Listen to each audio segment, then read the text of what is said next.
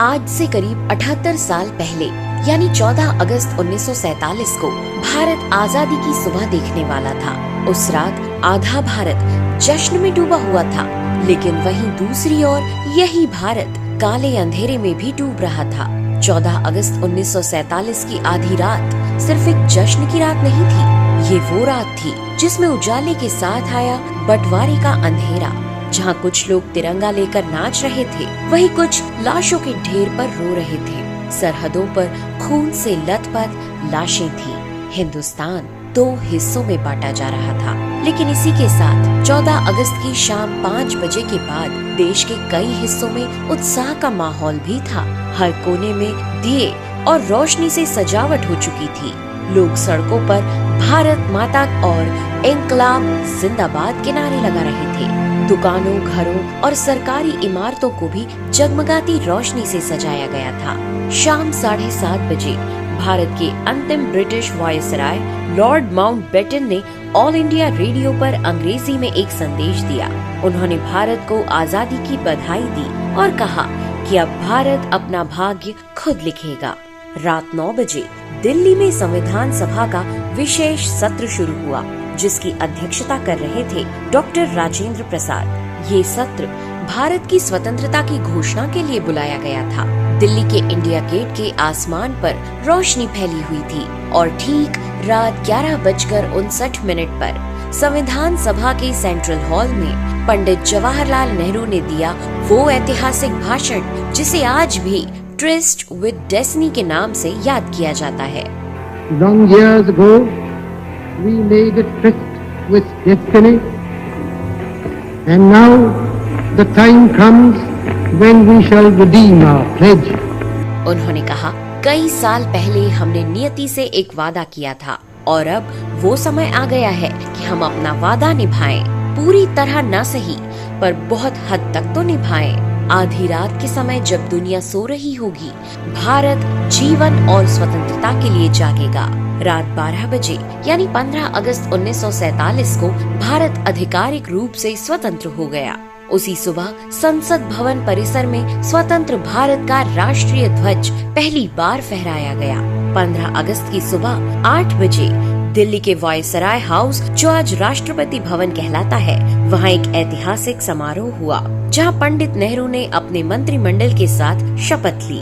दोपहर में India gate के पास स्थित प्रिंसेस पार्क में एक भव्य सार्वजनिक झंडारोहण समारोह आयोजित किया गया था। जैसे ही दोपहर ढली, दिल्ली की सड़कों पर 6 लाख से अधिक लोग उमड़ पड़े, लेकिन भीड़ इतनी बेकाबू हो गई कि भारत के अंतिम वायसराय लॉर्ड माउंटबेटन वहां तक पहुंच ही नहीं सके। ऐसे में पंडित नेहरू ने स्वयं निर्णय लिया और भारत का तिरंगा झंडा खुद फहराया। हालांकि इतिहासकार कहते हैं कि ब्रिटिश सरकार ने भारत को एकता में नहीं, विभाजन और जहर के बीजों के साथ आजाद किया, क्योंकि भारत की एकता अंग्रेजों को डरा गई। साल 1857 में जब हिंदू और मुस्लिम सैनिकों ने मिलकर अंग्रेजी सत्ता के खिलाफ बगावत की, तो ब्रिटिश सरकार चौंक गई। ये पहली बार था जब भारत की विविध जातियां और धर्म एकजुट होकर लड़ी। उसी समय ब्रिटिश सत्ता ने ठान लिया कि अगर हमें भारत पर शासन करना है तो हमें इन्हें बांटना होगा। धीरे धीरे अंग्रेजों ने भारत की धार्मिक, जातीय और सामाजिक दरारों को बढ़ाना शुरू कर दिया। जैसे 1909 में मार्ले मिंटो सुधार में मुस्लिमों को अलग निर्वाचिका का अधिकार दिया गया, और वहीं 1932 में कम्युनल अवार्ड में दलितों और अल्पसंख्यकों को राजनीतिक रूप से अलग किया गया।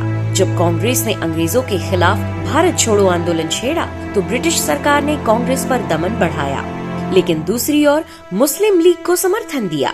अलग राष्ट्र पाकिस्तान की मांग को हवा दी और मोहम्मद अली जिन्ना को राजनीतिक बढ़त दी। शुरुआत में ब्रिटिश सरकार की योजना थी कि भारत को जून 1948 में स्वतंत्रता दी जाए, लेकिन अचानक माउंटबेटन ने राजनीतिक हालात के चलते तारीख को 15 अगस्त 1947 कर दिया गया और डिवाइड एंड एग्जिट की नीति अपनाई गई। कुछ इतिहासकारों का मानना है कि ब्रिटिश सरकार जानबूझकर भारत को बंटवारे की स्थिति में छोड़ गई, ताकि डिवाइड एंड रूल यानी फूट डालो और राज करो की नीति जिंदा रहे। लॉर्ड माउंटबेटन को जल्दी थी, उन्हें ब्रिटिश राज की अंतिम घड़ी को शानदार बनाना था। बस 5 हफ्ते। हाँ, केवल 5 हफ्ते दिए गए एक अजनबी ब्रिटिश वकील सिरिल रेडक्लिफ को, जिसने कभी भारत की मिट्टी पर कदम भी नहीं रखा था, जिसने यहाँ की आबादी, भाषाएं और धर्मों का ताना बाना कभी महसूस ही नहीं किया था। उसे बस कहा गया, ये लो नक्शा और तय कर दो कि कौन हिंदुस्तान में रहेगा और कौन पाकिस्तान में। न कोई जनमत संग्रह, न किसी गाँव वाले से पूछा कि वो कहाँ रहना चाहता है, न किसी किसान से पूछा कि उसकी जमीन किस मुल्क में जाएगी।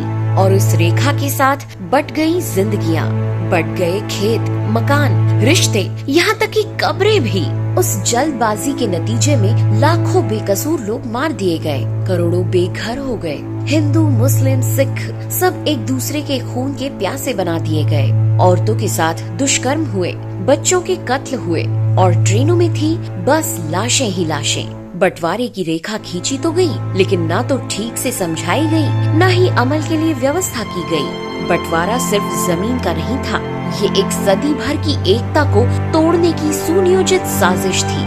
ब्रिटिश सरकार ने भारत को जानबूझकर विभाजन की स्थिति में छोड़ा, ताकि भारत और पाकिस्तान हमेशा आपस में उलझे रहें। ब्रिटिश साम्राज्य की छवि कम से कम धूमिल हो और उनकी डिवाइड एंड रूल नीति की विरासत बनी रहे। इस योजना से भारत आजाद तो हुआ, लेकिन तबाह भी हो गया। ट्रेनें लाशों से भरी थी, शहर जल रहे थे और लोग एक दूसरे को पहचानने से इनकार कर रहे थे। उस रात करीब 1 करोड़ से ज्यादा लोग अपने घरों से बेघर हो गए और 10 लाख से अधिक लोग मारे गए। उस एक रात ने लोगों के रिश्तों को, जमीन को, धर्म को, पहचान को, सबको 2 टुकड़ों में बांट दिया। आज हम जिस लाल किले से हर साल 15 अगस्त को तिरंगा फहराते देखते हैं, वो परंपरा 15 अगस्त 1947 में नहीं शुरू हुई थी। असल में 16 अगस्त 1947 को अगली सुबह सूरज की पहली किरण के साथ पंडित नेहरू ने लाल किले के लाहौरी गेट पर तिरंगा फहराया। ये भारत के प्रधानमंत्री द्वारा लाल किले पर किया गया पहला झंडारोहण था। लेकिन महात्मा गांधी, जिन्होंने इस आजादी के लिए अपना पूरा जीवन दिया, जिसने जेलें काटी, नमक यात्रा की, आत्मा तक को तपाया, वो इस जश्न में शामिल नहीं हुए। दरअसल वो उस दिन हिंदू मुसलमानों के दंगों को लेकर अनशन पर बैठे थे। उनका कहना था कि ये आजादी मेरी नहीं है, ये सत्ता के भूखे लोगों की आजादी है। जब तक एक भी हिंदू या मुस्लिम एक दूसरे से डरता रहेगा, तब तक मेरे लिए आजादी का कोई मतलब नहीं है। जब दिल्ली में भारत माता की जय के नारे गूंज रहे थे, उस रात गांधी जी 9 बजे ही सोने चले गए। कोई भाषण नहीं, कोई उद्घोष नहीं, बस मौन, एक लंबा भारी मौन। लेकिन कोलकाता में उनके मौन ने वो कर दिखाया जो लाखों पुलिस वाले नहीं कर सके थे। अगले ही दिन दंगे थम गए, लोगों ने शांति की कसम खाई। कोई कानून, कोई हुक्मनामा नहीं, बस एक बुजुर्ग के आत्मबल ने उन्हें रोक दिया। हम आज हर 15 अगस्त को गर्व से तिरंगा फहराते हैं, लेकिन उस तिरंगे के रंगों में सिर्फ वीरता, शांति और समृद्धि नहीं, बल्कि बलिदान, दर्द और बंटवारे की राख भी बसी है। आजादी हमें एक दिन में नहीं मिली, और जो मिली वो पूरी नहीं थी। जिस आधी रात को भारत आजाद हुआ, उसी आधी रात को लाखों लोग बेजुबान लाशें बन गए। फिर भी हम उठे, हम जुड़े, हम आगे बढ़े। तो दोस्तों, ये थी उस ऐतिहासिक रात की कहानी जिसने भारत को स्वतंत्रता का तोहफा दिया। आपको अगर हमारा आज का वीडियो पसंद आया हो तो इसे लाइक करें और अपने दोस्तों के साथ शेयर करें। अगर आप हमारे चैनल अद्भुत मिस्ट्री पर नए हैं तो इसे सब्सक्राइब कर बेल आइकन दबाना बिल्कुल न भूलें। मैं हूँ आपकी दोस्त नेहा आगरकर। फिर मिलेंगे अगले वीडियो में नए टॉपिक के साथ। तब तक के लिए हमें दीजिए इजाजत। नमस्कार।